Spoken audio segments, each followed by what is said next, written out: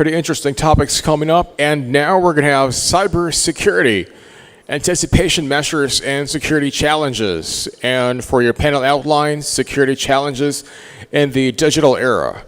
Security embedded in all layers of telecom infrastructure and risk and mitigation.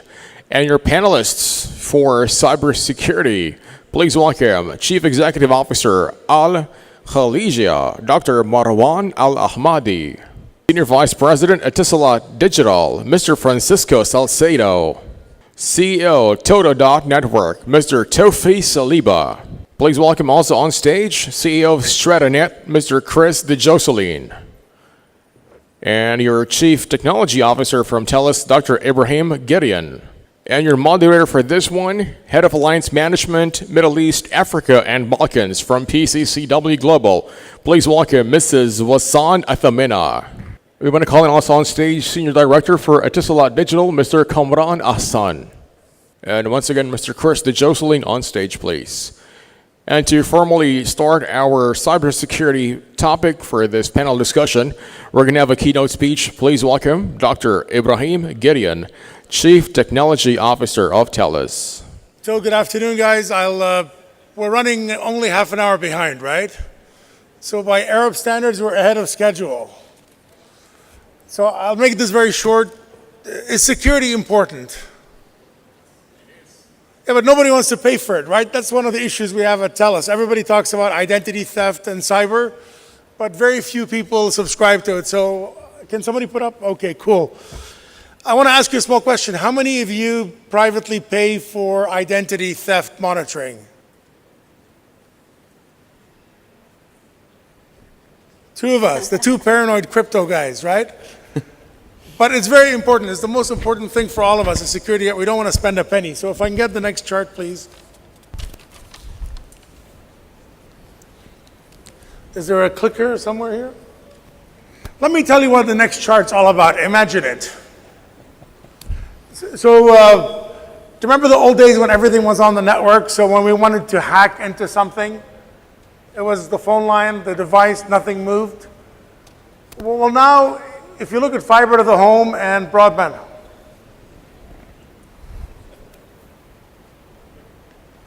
this reminds me of the old Motorola phones. Do you remember them? They're like 8 kilos. It was very cute though. So like bandwidth is massive now. If you look at attacks, in the old days you'd get attacked in one area. Now you can get 100 gig. We have 10 gig to the home. We have a gig to the device. The other thing that I don't think a lot of us are appreciating, there's been that globalization, and I'm not being academic here. Everybody's writing software. The attacks can come from anywhere. So these attack vectors, and tonight at the reception, with wine or without wine, I can share with you where we're seeing the attacks from Canada, because the stuff from the US is not attacks on us. They're more like friendly tests. But there is a globalization. Everybody's doing software. The other aspect that we're all ignoring, I think, is who trusts which entity. And I give you a small example. Does Nokia or Ericsson or Cisco or Huawei run part of your network? Have you validated their trust policies? Because they have access to your subscriber employees, so that's a whole new area for us. And I love my colleagues from Etisalat and Du when they talked about the Internet of Things. And now they call it in Canada the Internet of Everything, so they change it a little bit. But the biggest issue with the Internet of Things, how many times do we add devices that we don't understand? I'll give you a small example. So my sister is a fashion designer. Can I walk here? Is that going to bother you guys? It's just to give me I'm trying to wake up. I have to be completely honest. Like lunch and the panel in the afternoon, as exciting as it was, the food, it just killed me. So somebody gave my sister this wonderful widget. It controls a thermostat. It was made in a country in Asia. She has no clue how to use it. She says, oh, my brother's an engineer. He should be able to fix it out, right? Like, so she called me, I'm in Edmonton, only 4 hours away by plane. So I said, the first question I asked, I said, where did it come from? Don't worry, my neighbor has one like it and it's fantastic. Nobody knows where it's made. Nobody knows how to upgrade the software. Do you know, this is the most important thing for all of us here is software patching. Because you know there's malware. So you buy all these IoT devices, you never look at patching them, right? But we don't care because what's the worst? The thermostat won't work in Canada, you'll freeze. Or the air conditioning won't work in Dubai or Abu Dhabi, you'll melt. But regardless, we never look at that. And last but not least, we don't look at our data, right? So I think one of the biggest challenges we have as an industry, we're not evolving the infrastructure. So I love the previous panel. I tried very hard not to ask a very important question. We talk about revolution, evolution, but part of the standards is the problem, right? We're not addressing what's coming in the standards. And I don't want to take too much time, even though I've got 5 minutes, but I think unless we want to hear the last keynote, who's a good friend of mine from Cisco at like 9 o'clock tonight, I better rush, right? So I don't think this security fell through the cracks for the standards body. There's these cyber efforts, and if you look at 3GPP, and we're all conservative, and IETF, and ETSI, and ATIS in North America, there's not one single view on cyber and on security and who's doing what. And one of the biggest challenges we have as an industry is we build it first, and then we want to secure it. And I have this video that I give to my employees when somebody joins TELUS. We have these awareness video. You build a house, and then you decide where you're going to put the door. That never works. So everybody talked about low latency and slicing. And then they call mobile edge core. So for my colleagues who speak English sufficiently well, isn't it stupid to call mobile edge core? But per the definition of the standard of 3GPP, mobile edge is part of the frigging core. So how are you going to secure it, right? So on that note, if I may, Wasan, I'd like to leave some time because we have a fantastic panel so we can do Q&As and fight it out or agree. Everybody's so polite here. We're going to agree, I can imagine. So I'm going to start off by disagreeing with all of them, and then we can get it controversial. But we do have a problem as an industry. One, we don't know where the hell the device comes from. Two, we never look at how we can upgrade the device. And three, there are no real standards. So if we care about security, we are screwed. But everybody agrees, only 2 people pay for their protection. $46, right, Tofi? I kind of get it for free, but yeah. Oh yeah, he gets it for free. That's why he buys it. I pay for it. It's $46. And as soon as somebody does any credit check on you, it gives you an alert.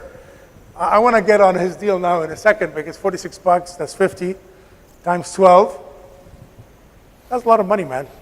72. Yeah, there you go. Anyway, so if you don't mind, I could talk forever about security. It was a huge topic for TELUS.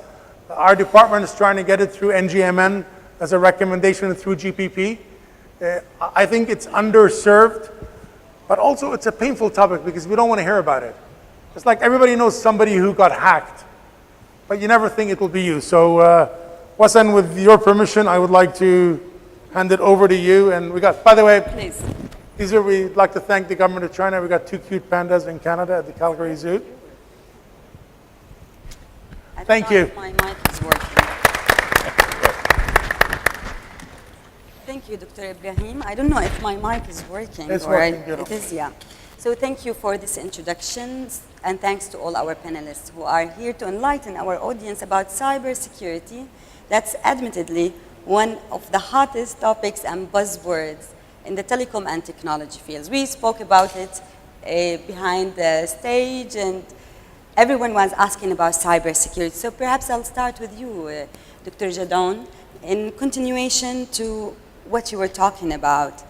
Connecting billions of devices is a challenge itself, and making them secure is another challenge.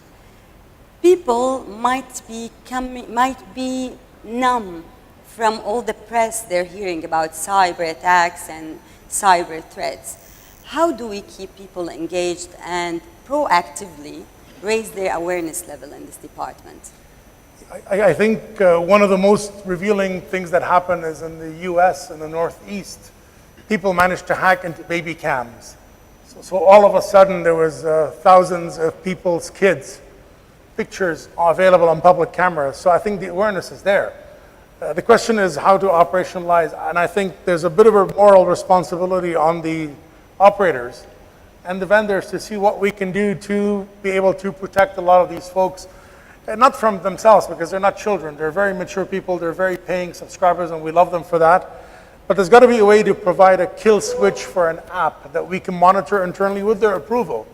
And I think when you look at, like, when you lose a lot of the, I hate the word AI because it's abused. But if you look at the trends and what's happening on video, I think once there's a hole identified, the operator with the approval of the individual should be able to go in there and kill it or plug it.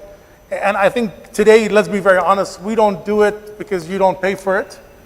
And you don't pay for it because you don't really care unless it really infuriates you. So I think there's a bit of marriage on both sides that needs to happen, but the technology is here.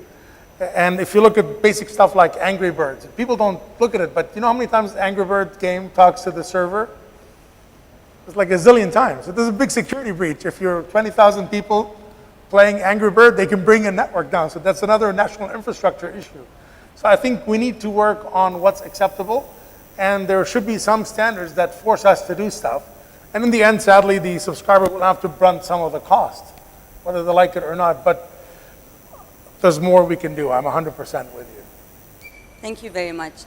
So there is some sort of awareness and there is a demand in the market.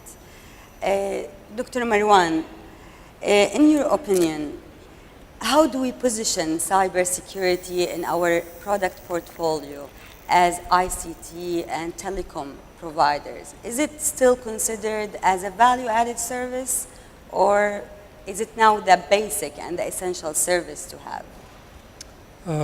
Okay, thank you.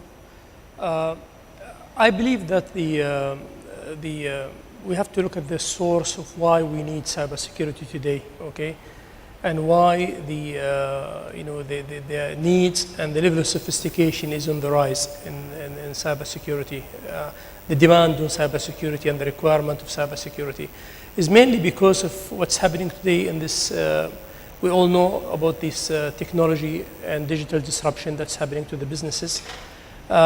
This super connectivity between various players. I mean, now you have to share data with partners, where 10 years ago was something I would say less prevalent and less common. The new era of, for example, of data analytics, of AI, which if you combine it with even demographics, okay, it poses a specific challenge in general, but maybe to this region, I would say more specifically. I remember there was maybe a few months ago on Bloomberg, there was the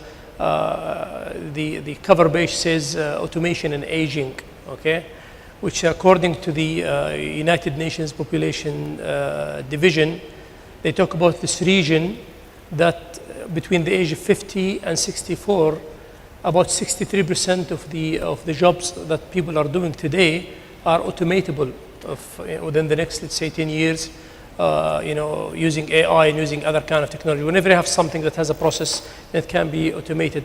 The problem is that this percentage is about, 1.5, almost like 50% more than its counterpart in the OECD countries. The even more difficult part of it, which is coming from technology disruption today, is the fact that even jobs that are held by people between age 25 to 49 is the same percentage of automatable jobs, which means if these people will be made redundant and they are not retrained or reskilled or retooled to do other things, okay, due to this technology disruption, this will put a great I would say pressure on the funding of the pension schemes in the region and so on. So if you take all this bigger picture and you see that this technology disruption is becoming more of a reality and it's moving at a faster pace, then you understand that, cybersecurity is an enabler for that. It becomes very apparent that without really emphasizing and increasing the level of spending on an investment in cybersecurity, at par with the best practices or the best of class, then would really be in a difficult problem, especially I would say in this region. Absolutely. Thank you very much. So when we talk about cybersecurity, it's usually the IP layer, right? So it's about protocols and IP traffic. But how about infrastructure and we have with us Mr. Chris Joslin. You are from an infrastructure company, so how do you look at cybersecurity being in infrastructure?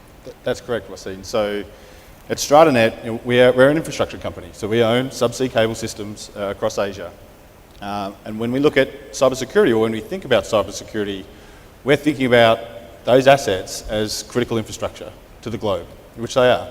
But we're also thinking about, at an infrastructure level, how are we protecting those? Now, you think these cables travel through thousands of kilometres under the ocean and land on a beach that's open to the public, and then it goes into a cable landing station. So what security measures are being put around that? So if you think, you extend that thinking to counter-terrorism, there's a huge risk there, and a huge risk for, I guess, our customers, who are those tier one telcos, the OTT players that are using these global highways. So it is a risk, and it's been a risk for many years, and I don't think governments at a critical infrastructure level are possibly doing enough around that. Okay. So do you think we have enough awareness in that department from the infrastructure point of view? Are people aware of those threats? Are we working effectively with governments and policymakers to make telecom infrastructure more immune to cyber threats? Look, we don't have anyone from government on the panel, do we? We don't have anyone from government entities Fine. here. Government, rightly so, is spending a lot of money at the edge, right? We're talking about the consumer side now, which is the right thing to do, absolutely. Government in Australia opened up their first national cybersecurity centre about 10 years or so, 10 years ago. So that's the right thing to do, but the threat has been around for 20 years, 40 years. I remember, again, if I put my old government hat back on, working on technologies that were there to intercepting SMS messages, as an example. So these threats are out there. Policy will always drag behind, and policy often takes time to catch up, and at the rate that we're seeing new technologies, from a DDoS perspective, but even companies now looking to, I guess, counteract those attacks, it's moving at such a pace, there's no way the government can keep up. Can I ask a follow-up question? Of course. Hassan? Yeah, of course. So three things, Chris. Like, one is, does it make you more attractive as a vendor with the cyber stuff? And answer yes or no. Two, I agree with you wholeheartedly. If the government's not going to do it, they can't keep up other than their personal purposes. What do you recommend we do? And I'm with you on this one. Okay. And the third, and probably comes to a lot of what you two guys are going to talk about, is as we position it in the eco chain, everybody, the new generation, like my kids, they don't want to pay for anything. So that'd be the third one, right? Like, it's not an ARPU generator. I don't know about the children here, but in Canada, if it's not free, they think it's like zero is too expensive. Yeah. So I'm wondering, like, love your opinion, and then I know, Hassan, you can take it around, but. Yeah, there's always the cost part of security services. So the big question is, who is paying for security services?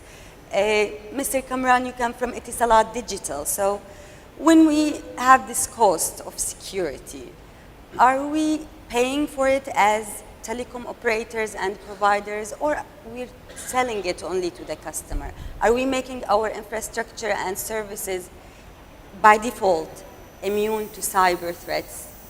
Okay. Thank you very much for this opportunity. So you guys can hear me. Yeah. So I think it should be a hybrid model. And let's not call it cybersecurity, let's call it digital security. I've been a security veteran for the last 20 years, and I've been seeing the evolution or revolution in the term security. Initially it used to be information security, and then ISO standards comes into play. And they talked about physical security, let's merge them together. And these days, especially if you have a leap of faith, then these days IoT and IIoT, networks are being converged with the IT networks.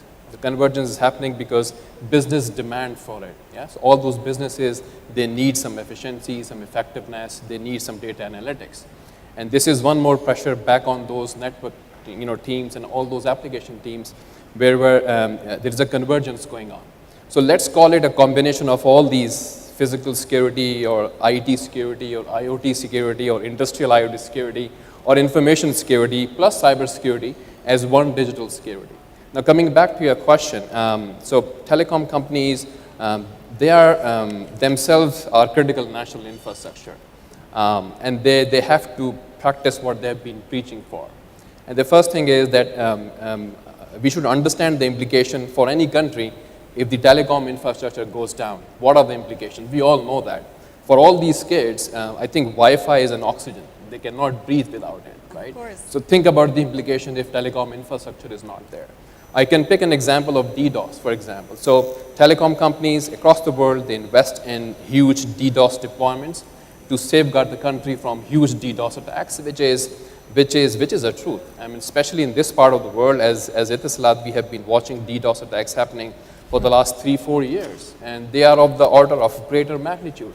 I'm talking about traffic being generated of the order of gigabits per second.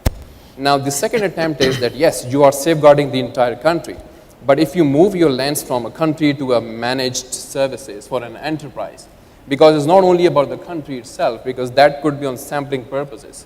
Just like if you go to the airport and the airport guy, immigration guy just checks your passport and then let you in or out, for example.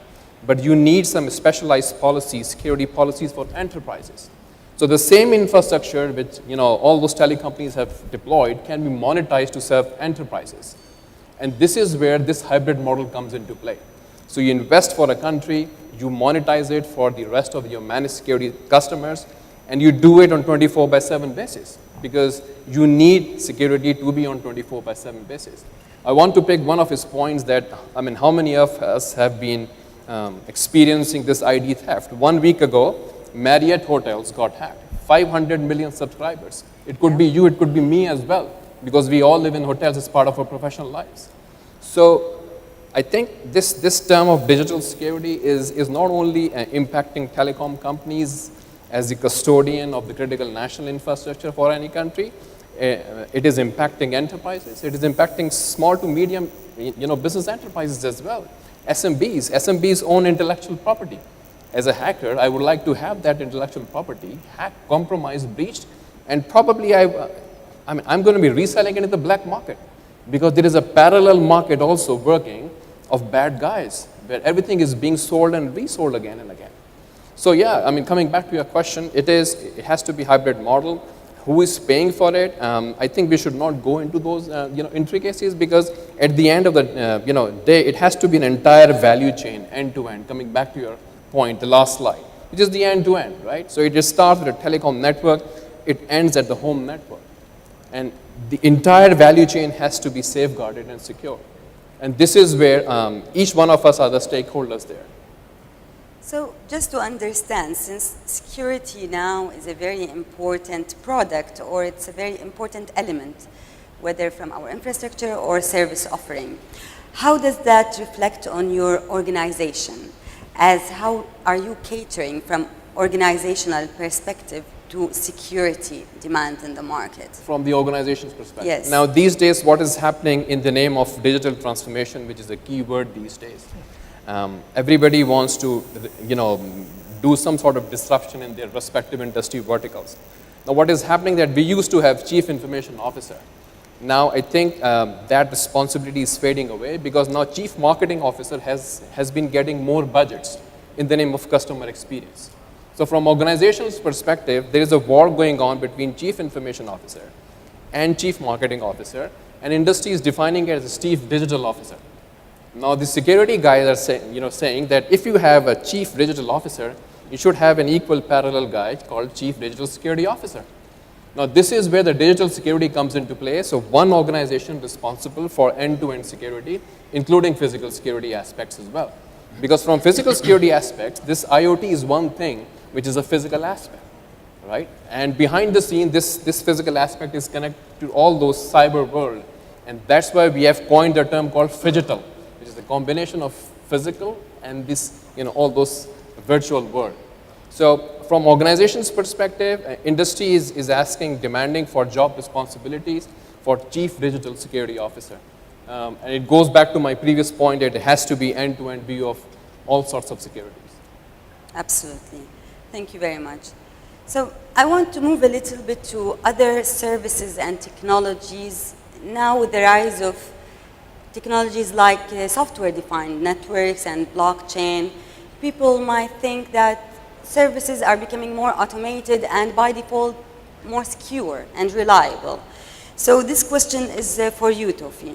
What is your view on that with this cross-network kind of technologies? What is the impact on cybersecurity? Sure. So certain attack vectors that not a lot of people paying attention to, including pretty much everyone here in the audience, you're probably not paying attention to an attack from within, which means that you're safeguarding the data, but you're the one attacking it. And you think it's okay because you're attacking it and it's your data, but it's now that data, it belongs to people. And when you're attacking it, so let's say you're a bank and you're trying to do certain rules in the name of security, but instead you're actually reducing the efficacy of the monetization system of how people there were to use their money. So some of those things you see folks like, okay, you know, you've got $20 million in the bank, but you can only access 20,000. Yeah. Now what does that mean? That means I'm attacking you. I keep the $19,980,000 and your money is mine. So that attack from within, it goes a long way beyond just the simple example that I just gave you.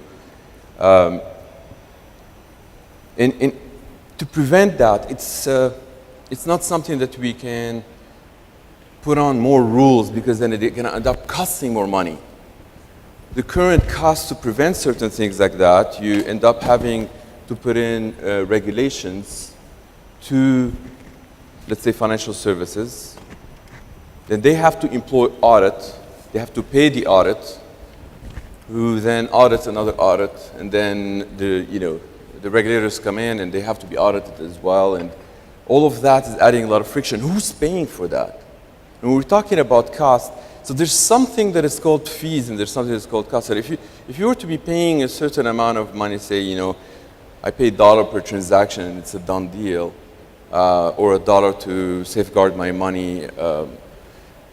But this is all hidden cost that it's getting to the end user one way or another. So your money gets stolen from you without you feeling it directly. And what's being done, many people heard of, last few years of like the whole blockchain hype. And we've been one of the very few cautioning everybody against certain elements of the blockchain, which is like the current blockchain that has the whole mining, which extracts wealth from users and whatnot. Still, it made about 0.2% of global penetration. Now, when true network technology is to exist, it would be more on a network and a combination of blockchain. Think of blockchain and SDN in the same package, where each and every user is contributing to the computation of the network to run the network itself and to manage the money itself. So you don't need the cloud, you don't need the banks, you don't need databases. So that technology is coming, and that's not stoppable by any company or by any government, or it's intended to the end users. And with that, you're able to have value at the packet level, which means you can have your house sitting on a little packet that is sitting in your device or your car or your money or whatnot. And you're able to transmit that value to someone else without asking anyone's permission in the most secure way, because it's secure by design. Now, if you think from that perspective, then you can start thinking to address some of the points that they were mentioned earlier. What would it mean if you want to prevent from DDoS attack in a world like this? How about attaching 1 cent every time there's a request and you have TCP/IP shut down, and then you have another protocol that you can only open if you send 1 cent. Now, the DDoS attacker is sending like millions and billions of those per second. You'd be happy to receive that because that will becomes money coming to you. But yet the 1 cent is not a lot of money for the API call to open the other network. and it's costing anyway, so then you attach the fees and the costs, you put them next to each other. And that technology is also coming. It's also unstoppable.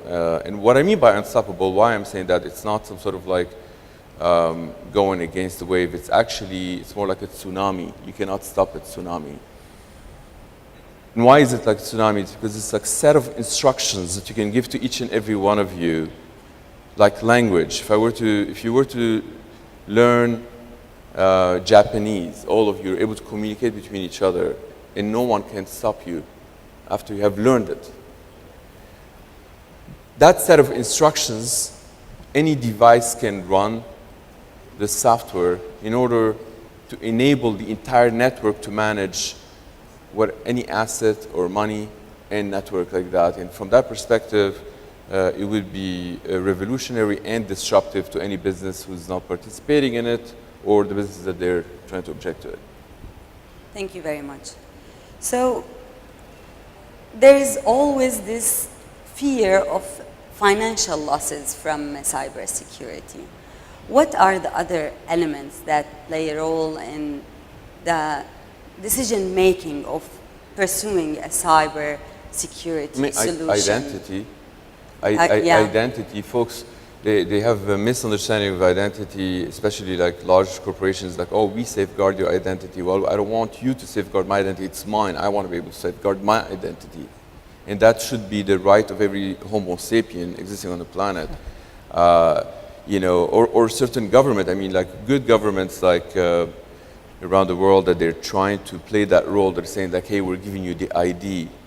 But ID is not necessarily the identity. So for example, if you're talking to somebody online about a certain topic, let's say JavaScript, from your perspective, the identity of the person who knows JavaScript is the one that you're concerned about, not where was the person's born and their, what's their grandmother's name and how old they are and so on and so forth.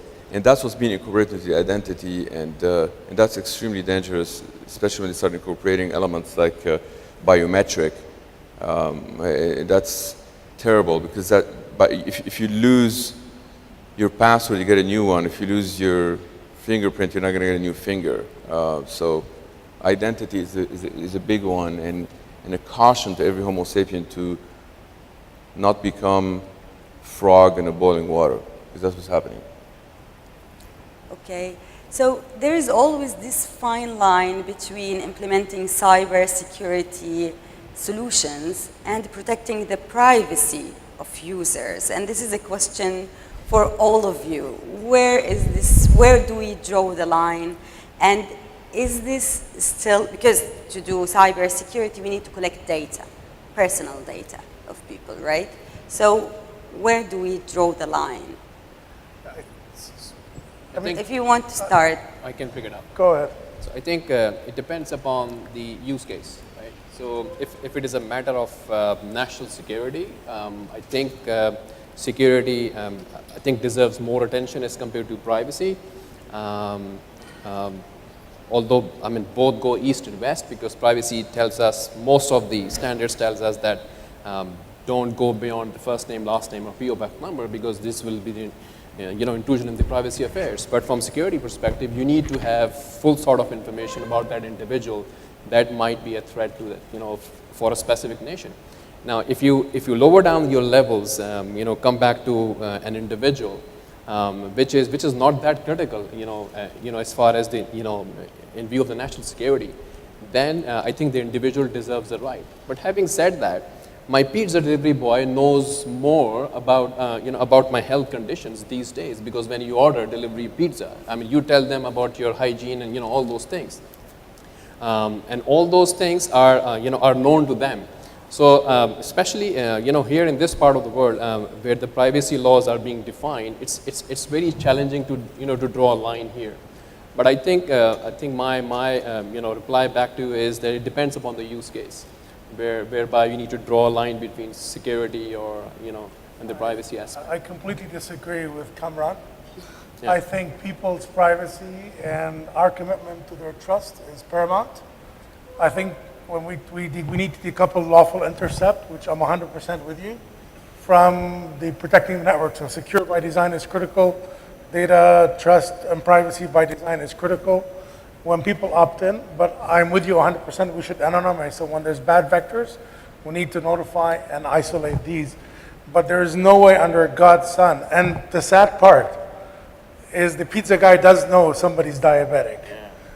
But that's not something for me to share or info, right? So I think what distinguishes up, and I would love the US when they have the Mark Zuckerberg testifying, because he publicly says the notion of privacy does not exist.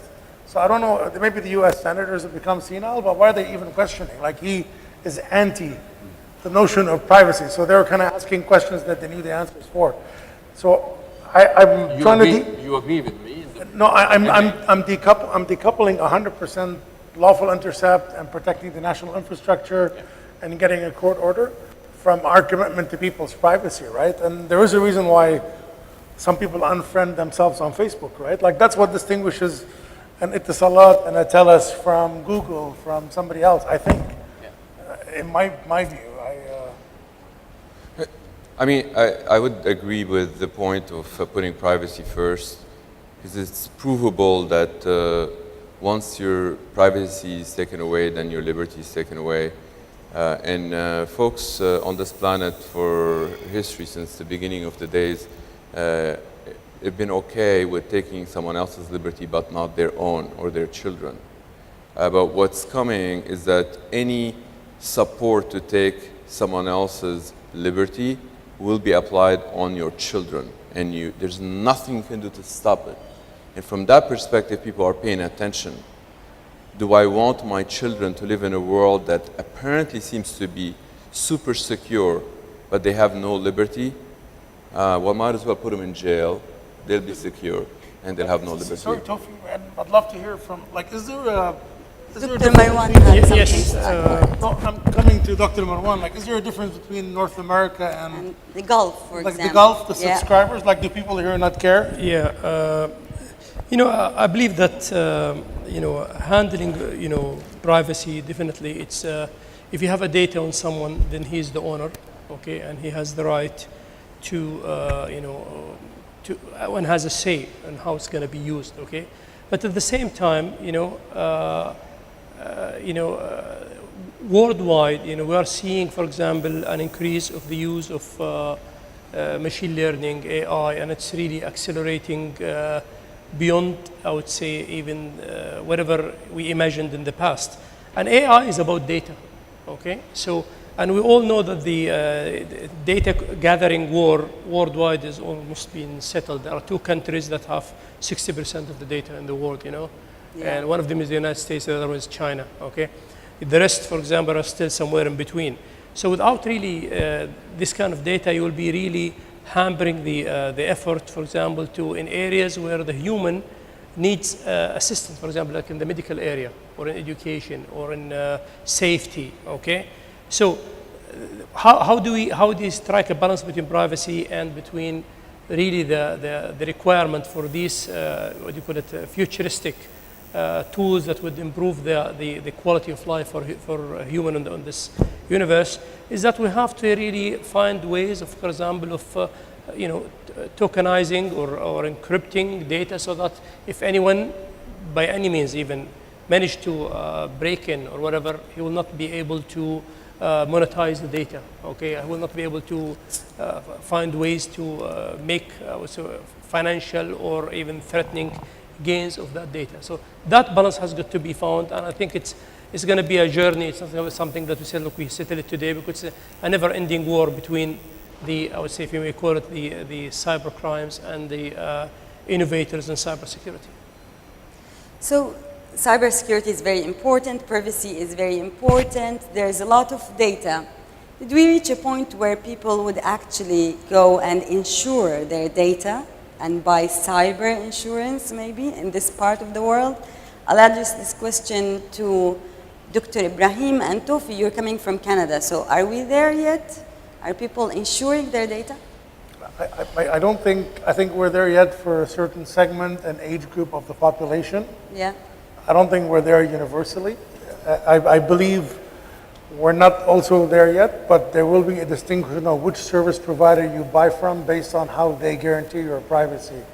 and security. It's not a question that's there now, but I believe it's a matter of time before when you decide to buy internet from a TELUS or a Bell or a Rogers, you would actually ask them what their data privacy and security practices are.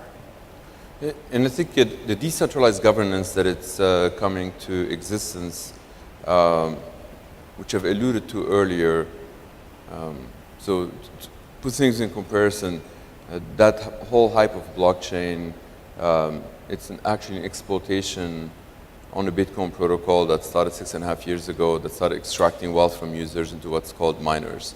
With that, ended up creating certain hype, but that's not the real thing. What's real to happen will touch on everybody and will be disruptive to the way we think of cybersecurity, where you can't do anything, you can't compute people's data without having to go through people. Those days are coming, they're ahead of us. Will they be applied anywhere in the world? We're kind of skeptical if we're going to be able to make it to China. I think it's game over to China, unfortunately. Many of my Chinese friends, they call me every day, tell me to go and speak in China, to speak to their government. I'm hoping that not a lot of government doing that, because effectively you're doing that to your own children. So what I'm saying is what's happening in China right now, almost every device is got a backdoor. There's something that's called like the social credit, where it goes to a central entity. If they don't like you crossing the street for a specific reason, then you just lose on some credit without you knowing. And this is the kind of stuff that folks cautioned against a long time ago, but we're seeing them happening in real life. And that's an attack on liberty and on humanity, as much as it seems to prevent national security disaster. Bullshit. Sorry for the language, that's bullshit. We're living in a time in a world where more people are dying from suicide than homicide. So you've got suicide here, you've got homicide here. Where's terrorism? Down here. In the name of terrorism, everybody needs to be enslaved. That's bullshit. So sorry for the language. How do you really feel about this stuff? How do you feel about it? Well, I feel that it's extremely stressful that it's on us what we do, that for the next 200,000 years, if Homo sapien were to live on this planet, is going to be what we have done to get them to live in a world that they want to live, or they don't even want to live in this world. So when we're noticing there's more suicide than homicide, double on this planet, what are we doing to cause this? Are we going to drive the world more towards this? Do we want to get to the point where each and every one of us got a child or a nephew that committed suicide to then realize, holy shit, we need to do something about this?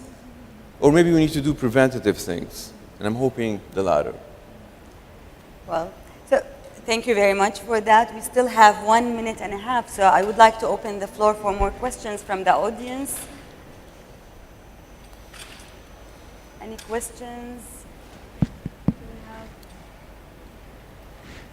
If we have no questions, I would like to thank you all for being here with us. Thank you for your views and for your opinions. It was really useful, and I hope everyone enjoyed it. Thank you. Thank you. Come on, buddy. Pleasure meeting you. Thank you so much. Thank you.